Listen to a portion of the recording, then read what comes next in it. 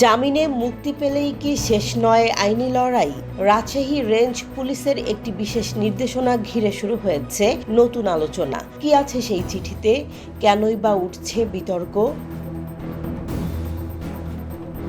Rajshahi range পুলিশের DIG Mohammad Shahjahan রেঞ্জের ৮ জেলার পুলিশ সদস্যদের কাছে একটি নির্দেশনা পাঠিয়েছেন।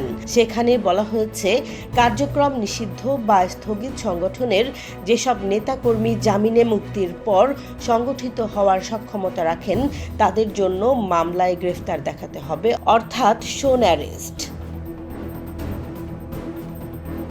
তবে যারা সক্রিয়ভাবে মাঠ পর্যায়ে তৎপর হতে পারবেন না তাদের ক্ষেত্রে আপাতত এমন পদক্ষেপ প্রয়োজন নেই বলেও উল্লেখ করা হয়েছে। চিঠিতে কোনো নির্দিষ্ট রাজনৈতিক দলের নাম উল্লেখ করা হয়নি।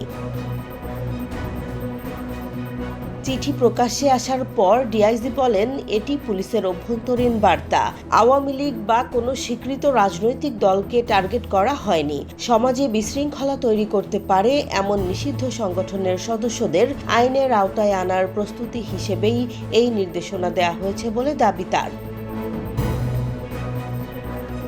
তিনি আরও বলেন, এটি পুলিশ সদর দফতরের নির্দেশ নয়, বরং রেঞ্জ পর্যায়ের আগাম সতর্কবার্তা। ভাষাগত কারণে ভুল বোঝাবুঝি হয়েছে বলেও মন্তব্য করেন তিনি। আইনশৃঙ্খলা রক্ষায় আগাম ব্যবস্থা নাকি বিতর্কিত প্রশাসনিক কৌশল? রাজশাহী রেঞ্জ পুলিশের এই নির্দেশনা এখন নজরে পর্যবেক্ষকদের। মাঠ পর্যায়ের এই প্রয়োগই বলে দেবে বিতর্ক কতটা বাস্তব আর কতটা আশঙ্কা। জেসমিন জাহান, নিউজ ডেস্ক, জনবাণী।